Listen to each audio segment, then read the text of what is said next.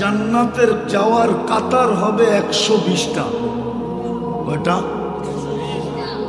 80টাই হব আমরা, 80 কাতার আমরা।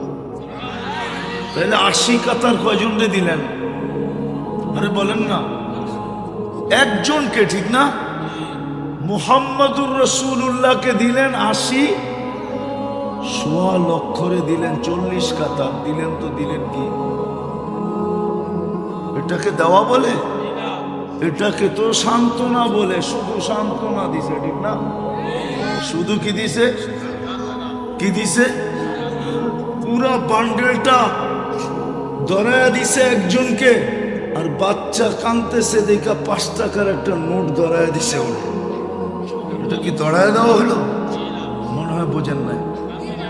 1.25 দিছেন 40 কাতার, আর বন্ধুকে দিছেন কয় কাতার?